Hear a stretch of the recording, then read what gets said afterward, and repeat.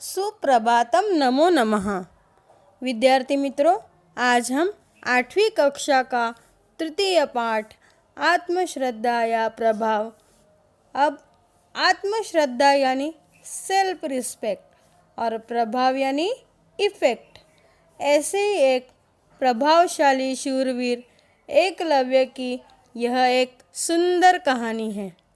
विद्यार्थी मित्रों, बात उस समय की है जब शिक्षा का रूप आज से बहुत अलग हुआ करता था। उस समय के विद्यालय गुरुकुल हुआ करते थे। विद्यार्थी को शिक्षा ग्रहण करने के लिए अपने गुरु के पास आश्रम में रहना पड़ता था। सभी मिलजुल कर एक परिवार की तरह रहते और मिल बांट कर सब काम किया करते थे। सभी शिष्य बड़ी निष्ठा और ईमानदारी के साथ शिक्षा प्राप्त करते थे। उस समय शिक्षा भी कुल के अनुसार ही दी जाती थी। ब्राह्मणों और क्षत्रियों के अलावा किसी को भी शिक्षा नहीं दी जाती थी। लेकिन कहते हैं ना कि नदी को रास्ता नहीं दिखाना पड़ता, वो खुद ब खुद अपना रास्ता बना लेती है। इसी प्रकार उस समय भी ऐसा ही एक शिष्य हुआ जिसने अपने हुनर से अपना नाम इतिहास में दर्ज करवा लिया। वो कौन था विद्यार्थी मित्रों? एकलव्य। कौन था? महाभारत काल में प्रयाग यानी इलाहाबाद के तटवर्ती प्रदेश में सुदूर तक फैला हुआ एक राज्य शृंगवेरपुर था। व्यातराज हिरण्यधनु उस आदिवासी इलाके के राजा व एक महान योद्धा थे। गंगा के तट पर अवस्थित शृंगवेरपुर उसकी सुदृढ़ राजधानी थी। उस समय शृंगवेरपुर राज्य की शक्ति मगध, हस्तिनापुर, मथुरा और चंदेरी आदि बड़े राज्यों के समकक्ष थी। निषाद राज हिरण्यधनु और रानी सुलेखा व उनकी प्रजा सुखी और संपन्न थी। निषाद राज हिरण्यधनु की रानी सुलेखा ने एक पुत्र को जन्म दिया जिसका नाम अभिद्रुम्न रखा गया। बचपन में वह अभय के नाम से जाना जाता था।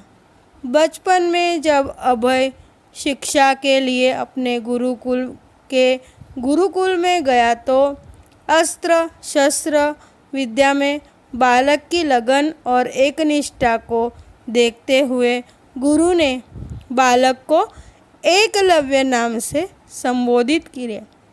सारी शिक्षाएं प्राप्त कर एकलव्य युवा हो गया। तब उसका विवाह हिरण्यधनु के एक निषाद मित्र की कन्या सुनीता से हुआ। एकलव्य को अपनी धनुर्विद्या से संतुष्टि न थी। इस कारण धनुर्विद्या की उच्च शिक्षा प्राप्त करने के लिए उसे उस समय धनुर्विद्या में दक्ष गुरु द्रोण के पास जाने का फैसला किया।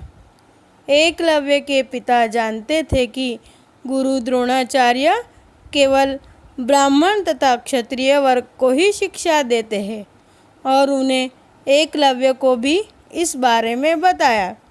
परंतु धनुर्विद्या सीखने की धुन और द्रोणाचार्य को अपनी कलाओं से प्रभावित करने की सोच लेकर उसके पास गया, परंतु ऐसा कुछ भी न हुआ और गुरु द्रोणाचार्य ने उसे धनुष्य विद्या देने से इनकार कर दिया। एकलव्य इस बात से तनिक भी आहत न हुआ और उसने वही जंगल में रहकर धनुर्विद्या प्राप्त करने की ठान ली। उसने जंगल में द्रोणाचार्य की एक मूर्ति बनाई और उन्हीं का ध्यान कर धनुर्विद्या में महारत हासिल की।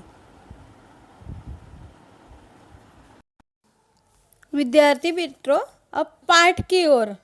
एक बालक आसीत यानी एक बालक था। तस्य नाम एकलव्य आसीत। उसका नाम क्या था? एकलव्य। सह धनुर्विद्या पठितुम इच्छति स्म। वो क्या सीखना चाहता था? धनुर्विद्या। एकदा सः द्रोणाचार्यस्य समीपम् आगच्छत्। अवदत् च, गुरुदेव, अहमपि धनुर्धर भवितुम् इच्छामि। कृपया मां स्वीकार करू। आचार्य प्रत्यवदत्, अहं कौरवान् पाण्डवान् च पाठयामि। अहं भवतः शिष्यरूपेण स्वीकार कर्तुं न शक्नोमि। परन्तु आचार्य प्रति तस्य श्रद्धा शिथिला न अभवत्। यानी वो एकलव्य किसके पास गया? जैसे मैंने आपको कहानी सुनाई, द्रोणाचार्य के पास। और द्रोणाचार्य के पास जाकर उन्होंने क्या बोला कि मुझे भी क्या सीखना है? धनुर्विद्या। बट वो किसको सिखाते थे? केवल ब्राह्मण और क्षत्रियों को। बट उन्होंने क्यों इनकार कर दिया? क्योंकि उन्होंने क्या कहा कि मैं सिर्फ कौरव और पांडव को ही शिक्षा प्राप्त करूँगा। इसीलिए उन्होंने क्या किया? गुरु द्रोणाचार्य ने एकलव्य को शिष्य रूप में स्वीकार करने से इनकार कर दिया। बट उनके प्रति उसकी क्या थी? श्रद्धा थी। और अपने कलाओं से प्रभावित करने का उन्होंने क्या किया? सोच लिया। और क्या किया उन्होंने? धनुर्विद्या सीखने की धुन में लगे रहे।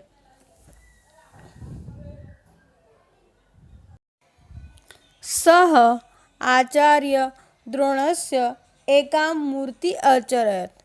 सः प्रतिदिनं मूर्तिम् अनमत्। प्रातःकाल सायंपर्यन्त धनुर्विद्या अभ्यास अकरोत्। शनैः शनैः सः कुशलधनुर्धर अभवत्।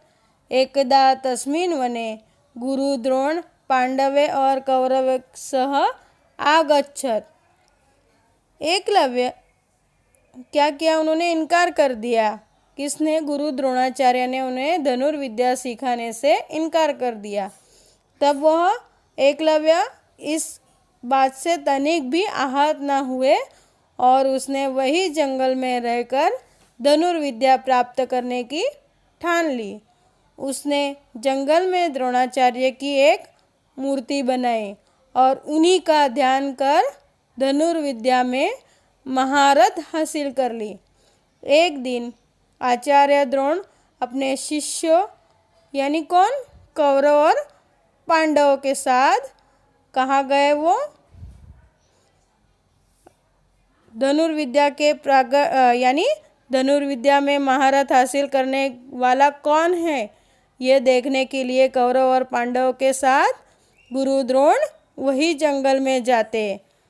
तभी एकः कुक्कुरः तान् दृष्ट्वा अभषत्। अर्जुन धनुषम् उत्पादयति स्म। तदेव एकलव्य बाणे तस्य कुक्कुरस्य मुखत आसीव्य। तभी क्या किया? उनका कुत्ता राह भटक कर एकलव्य के आश्रम में पहुंच गया। यानी एक कुत्ते के साथ वो कहाँ गए? वन में पहुंच गए जहाँ एकलव्य रहते थे। और उनका कुत्ता राह भटक कर किसके पास चला गया? आश्रम, एकलव्य के आश्रम में, और भौंकने लगा। एकलव्य उस समय धनुर्विद्या का अभ्यास कर रहे थे और कुत्ते की भौंकने की आवाज़ से एकलव्य की साधना में बाधा पड़ गई। अतः उसने ऐसे बाण चलाए कि कुत्ते को जरा सी भी खरोच नहीं आई और कुत्ते का मुंह भी बंद हो गया। एकलव्य ने इस कौशल से बाण चलाए कि कुत्ते को किसी भी प्रकार की चोट नहीं लगी और अपने बाणों से कुत्ते का मुंह बंद कर दिया। कुत्ता द्रोण के पास भागा। यानी देख सकते हैं, द्रोणाचार्य एतत् दृष्ट्वा तत्र आगच्छतं च अपृच्छत कह तव आचार्य, यानी ये धनुर्विद्या की महारत हासिल की हुई, यानी ये कुत्ते का मुंह सील किया ऐसा महारथी कौन है, यह देखने के लिए वो एकलव्य के पास जाते हैं। तदा सह द्रोणाचार्य तां मूर्तिम अर्दशयत्। एकलव्य गुरुश्रद्धया स्वश्रद्धया च प्रतीकम् अस्ति। एकलव्य अस्मान् शिक्षयति स्वयं ज्योति स्वयं प्रज्ञा भवतु। यदि अस्मासु आत्मश्रद्धा अस्ति तर्हि कापि सिद्धि दुर्लभा नास्ति। अनन्तरम् आत्मश्रद्धया बलेन सह श्रेष्ठ धनुर्धर अभवत्। यानी जैसे ही एकलव्य में द्रोणाचार्य जी को देखा तो पृथ्वी पर माथा टेक कर उन्हें प्रणाम किया। एकलव्य कहते हैं कि गुरुदेव, मैंने ये धनुर्विद्या सीखी है और आप ही मेरे गुरु हो। द्रोणाचार्य जी कहते हैं, मैंने तुम्हें कोई धनुर्विद्या नहीं सिखाई, तब मैं किस प्रकार तुम्हारा गुरु बना। एकलव्य कहते हैं, गुरुदेव, मैंने आपकी एक प्रतिमा बनाई है और उसे ही गुरु मानकर मैंने अभ्यास शुरू किया। तब गुरु द्रोणाचार्य ने एकलव्य से यह बात की, वीर, यदि तुम मेरे शिष्य हो तो मुझे गुरु दक्षिणा भी दे सकते हो। तभी उन्होंने क्या किया, गुरु द्रोणाचार्य को अपना अंगूठा उन्होंने गुरु दक्षिणा के रूप में उन्हें दे दिया। तो विद्यार्थी मित्रों, हमें यह सीखना चाहिए कि कभी भी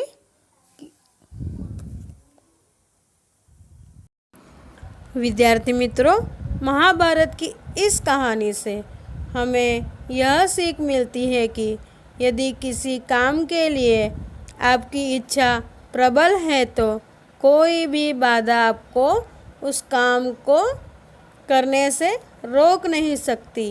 प्रबल इच्छा सारे रास्ते बंद हो जाते के बाद भी कोई ना कोई रास्ता ज़रूर ढूंढ लेती है।